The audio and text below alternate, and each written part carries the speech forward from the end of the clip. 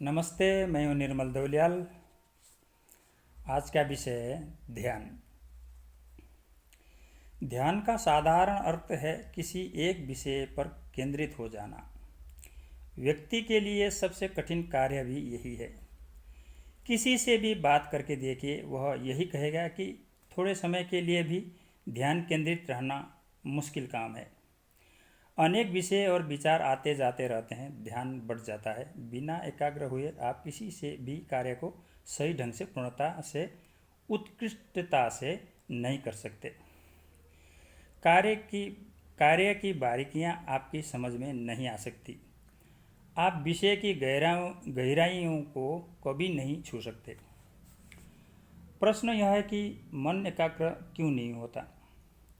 वह क्यों इधर उधर भटकता रहता है? मन इंद्रियों का राजा है। वह सदा चंचल, अस्थिर तथा भ्रमणशील रहता है। मन सदा एक अभाव अनुभव करता है। अतृप्ति का भाव उसे शांत नहीं होने देता।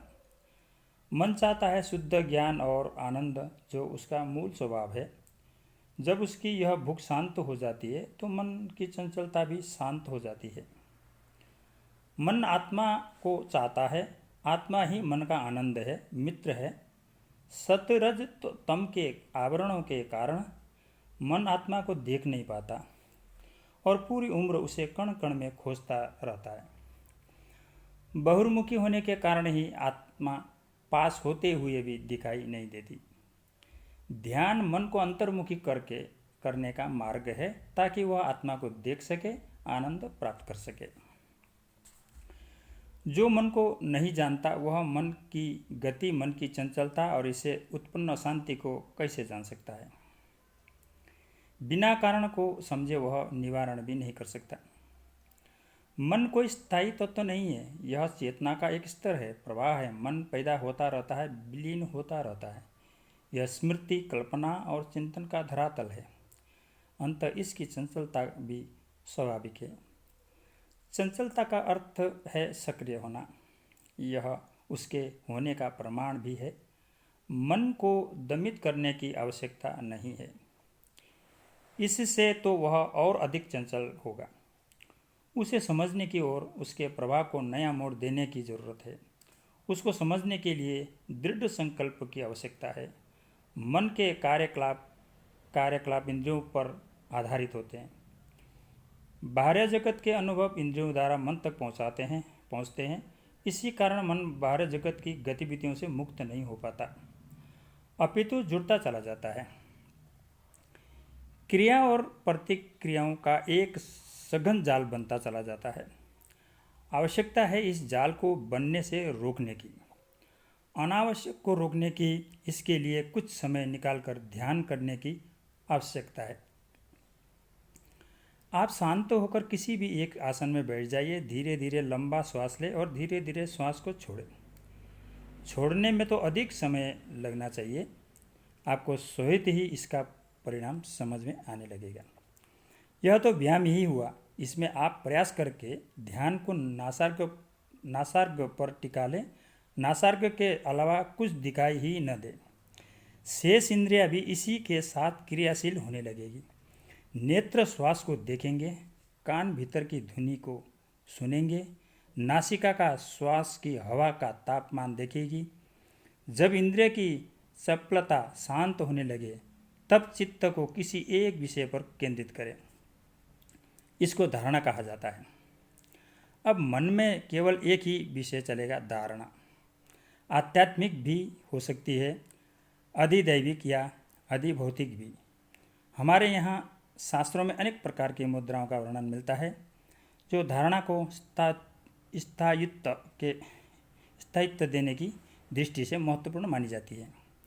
धारणा ही अभ्यास के साथ साथ ध्यान का रूप लेती है। निर्णय के प्रति एकाग्रता, निरंतर एकाग्रता ही ध्यान कहलाती है। अन्य विषय ठहरे ही नहीं, आध्यात्मिक धरातल का ध्यान स्वरूप के सहारे आगे बढ़ता है। अपने इष्ट देव का चित्र मन में बनाकर उसी पर ध्यान केंद्रित करना, उनके शरीर के प्रत्येक अंग का ध्यान करना व्यक्ति को लंबे समय तक ध्यान में एकाग्रता दे सकता है। इसके बाद आसानी से अमृत ध्यान में प्रवेश किया जा सकता है। यह क्षेत्र प्रकाश का क्षेत्र है। ध्यान की गहनता ही समाधि है। अंतःकरण की शुद्धता से श्रद्धा पैदा होती है। श्रद्धा से ही साधन में तत्परता होती है।